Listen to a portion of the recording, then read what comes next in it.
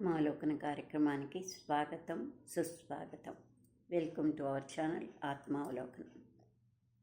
యథావిధిగా ఆత్మావలోకనంలో ఒక మంచి మాటను కానీ, మనకు సొసైటీలో జరుగుతున్నటువంటి సంఘటనలను, మనకు ఇబ్బందికరంగా అనిపించిన వాటి గురించి మనం ఆలోచించుకుంటే, దానివల్ల మనం ఆ సమస్యకు దూరంగా ఎలా ఉండవచ్చు, ఆ సమస్యను గురించి ఆలోచించుకుంటే అది ఎవరికైనా మనకు తెలిసిన వాళ్ళు ఇది ఉన్నా దాని గురించి మనము చెప్పుకోవడానికి అవకాశం కూడా కలుగుతుంటుంది.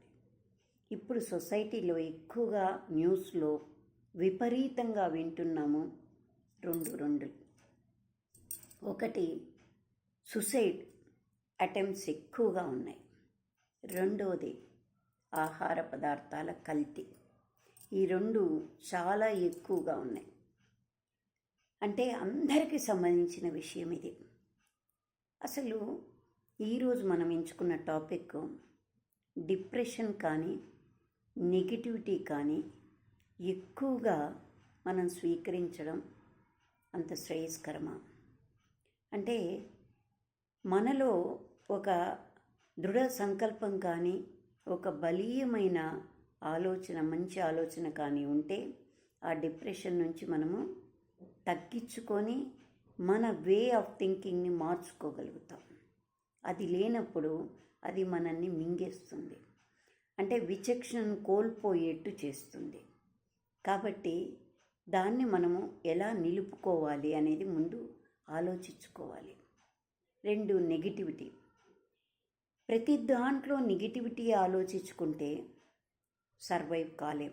ఆ నెగిటివిటీ దేనికి కారణమవుతుంది? డిప్రెషన్ కారణమవుతుంది. నెగిటివిటీ ఉన్నప్పుడు అది మనం ఎంతవరకు బేర్ చేయగలమో అంతవరకు బేర్ చేయొచ్చు. అంటే పరిస్థితుల్లో మనకుండే పక్కన ప్రాంతంలో మనకు ఎంతవరకు ఆ నెగిటివిటీని స్వీకరించగలము, అది ఎంతవరకు అబ్జర్వ్ చేసుకోగలమో అంతవరకు చేసుకోవడం, లేదు అంటే దాన్ని ఎంతవరకు దూరం చేసుకోవాలో అది కూడా ఆలోచించుకోవాలి. అది లేనప్పుడు అది మన మీద ప్రభావం ఎక్కువగా చూపిస్తుంది. అంటే నెగిటివిటీ ఉండొచ్చు, మన కుటుంబంలో కానీ, మనకి ఎక్కడైనా ఎవరి వల్ల కానీ నెగిటివిటీ ఉండొచ్చు.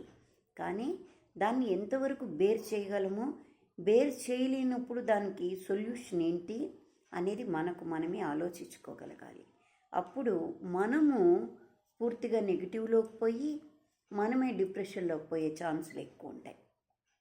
కాబట్టి మనం దాన్ని ఎలా ఉంటే దాన్ని దూరం పెట్టుకోగలుగుతామనేది ముందు ఆలోచించుకోగలగాలి. మంచి ఆలోచన రావాలి అంటే నెగిటివిటీ దగ్గర ఆగిపోకూడదు. దానికంటే ఒక రవ్వ ముందుకెళ్ళి నెగిటివిటీని పాజిటివ్గా ఎలా చేసుకోగలుగుతామో, ఎంతవరకు మన చేతుల్లో అవకాశం ఉంది, చేసుకోలేనప్పుడు ఆ నెగిటివిటీని తట్టుకోవడం ఎలా, లేదు దాన్ని అధిగమించడం ఎలా అనే క్వశ్చన్లు మనకు రావాలి. అవి వచ్చినప్పుడు దాన్ని ఎలా పరిష్కరించుకోవడము అనే ఆలోచన వస్తుంది. అది వచ్చినప్పుడు డిప్రెషన్కు తావుండదు. అందుకని ప్రతి ఒక్కరూ కూడా సమస్య లేని మనిషి అంటూ లేడు. అది ఫస్ట్ ఆఫ్ ఆల్ అందరం గుర్తుంచుకోవాలి. ఎందుకంటే ప్రతి ఒక్కరికి కూడా ఏదో ఒక సమస్య అంటూ ఉంటుంది. కానీ ఆ సమస్యను తీర్చుకోవడం ఎలా అనేది మన థింకింగ్తోనే సాధ్యపడుతుంది. ఎవరు ఎన్ని చెప్పినా దాన్ని రిసీవ్ చేసుకోవడానికి మనసు ఒక్కొక్కసారి అంగీకరించకపోవచ్చు. కానీ దాన్ని బలవంతంగా అయినా వినడానికి ప్రయత్నం చేయాలి. మంచి చెప్పినప్పుడు దాన్ని మనం కొంత మనకు ఇష్టపుట్టకపోయినా కూడా ఆలోచించాలి. ఒకసారి జ్వరం ఎక్కువగా ఉన్నప్పుడు నోటికి ఆహారం సహించకపోయినా పక్క వాళ్ళు ఏం చెప్తారంటే, కొంచెమైనా తిను, లేదంటే వీక్నెస్ అయిపోతుంది. ఆ వీక్నెస్ నుంచి మరీ మనం కోలుకోలేని వీక్నెస్కు పోకుండా ఉండాలి అంటే ఇంతో అంతో కొంచెమైనా తిను అంటారు. అంటే ఒక్క రవ్వైనా తింటే మనం కొంచెం కుదుట పడతాం, తర్వాత రెండో రోజు ఇంకొక రవ్వ తింటాం. అలానే మంచి మాటను తీసుకోవాలి అనేది నచ్చకపోయినా మనం తీసుకోవాలి. తీసుకున్నప్పుడు అది కొంత మనల్ని ఆలోచింపచేస్తుంది. తర్వాత రెండో రోజు ఇది కొంత మనకు ఉపయోగపడింది, మనకు మనసును కుదుట పెట్టింది అన్నప్పుడు ఇంకొకరు వినడానికి ప్రయత్నం చెయ్యాలి. అది బలవంతంతో అయినా వినగలగాలి. అప్పుడే అది ట్రాక్లో పడుతుంది. మంచిని స్వీకరించడానికి మనసు కూడా అంగీకరిస్తుంది. లేదంటే మనసు అంగీకరించదు. అందులో ముఖ్యంగా బాధలో ఉన్నప్పుడు మంచి చెప్తే అది మనకు కష్టంగా అనిపిస్తుంది. మంచి కష్టంగా అనిపిస్తుంది, దాన్ని దూరం పెట్టాలనిపిస్తుంది. అందుకని బలవంతంగా మంచిని వినండి. వినండి అంటే మీకని కాదు, ఎవ్వరమైనా విందాం. విన్నప్పుడు మన ఆలోచన తీరులో కొంత మార్పు వస్తుంది. అప్పుడు మనము మంచి వైపు మన అంటే మనకున్న ఇబ్బందిని ఎలా తొలగించుకోవాలి అనే ఆలోచన మనకు కలుగుతుంది. దూరంగా మంచిని దూరమే పెట్టేస్తూ ఉంటే ఈ బాధే మనల్ని ఆవహించి మంచి ఆలోచనే కలగనివ్వదు. అందుకని ఎప్పుడు కూడా బై ఫోర్స్ మంచిని వినాలి. అంటే పండు తినాలంటే అంత రుచించదు, అదే మిరపకాయ బజ్జీ తినాలంటే బాగా అనిపిస్తుంది, రుచిగా అనిపిస్తుంది, తినేయగలం. అలానే పండు తింటే ఆరోగ్యంగా ఉంటుంది.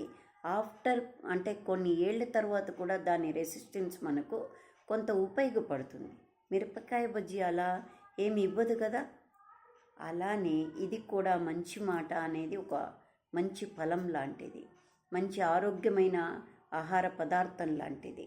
అది మనిషికి అవసరం. అందుకే బలవంతంగా అయినా వాటి వైపు మన మనస్సును కొంచెమైనా పెట్టాలి. మిగతా అన్నిటికీ కేటాయించినప్పటికీ కూడా కొంత సమయాన్ని దానికి వినియోగించుకోగలిగితే మన లైఫ్ ప్రయాణం సాఫీగా ఉంటుంది. ఒడిదుడుకుల్ని అధిగమించేటువంటి శక్తి మనకు వస్తుంది. అది మనం అలవర్చుకోవాలి దినచర్యలో. అది ఎందుకంటే ఒక ఉదాహరణ చెప్తా. సమస్య అనేది ప్రతి మనిషి మనం అనుకుంటాం నాకే సమస్య వచ్చింది అని. అలా దానికి ఉదాహరణగా ఒక చిన్న స్టోరీ చెప్తాను. ఒక కాకి ఉందట. ఆ కాకి ఏం చేసిందంటే దానికి ఎప్పుడూ మనసులో ఒక అలజడట. నేను నల్లగున్నాను, నన్ను ఎవరు ప్రాధాన్యత ఇవ్వరు, నా అవసరం ఎవరికీ అంతగా ఉండదు, ఏదైనా ఉంటే చెడుకే నన్ను ఒక ఇది కింద ఆలోచిస్తారే తప్పితే మంచికి అనేది ఏముండదు, నేను ఇదే కదా ఇట్లే కదా నాకేముంది అని ఎప్పుడు అనుకుంటుండేదట. అది అలా తిరుగుతూ ఉన్నప్పుడు దానికి ఒక చిలుక ఎదురైందట.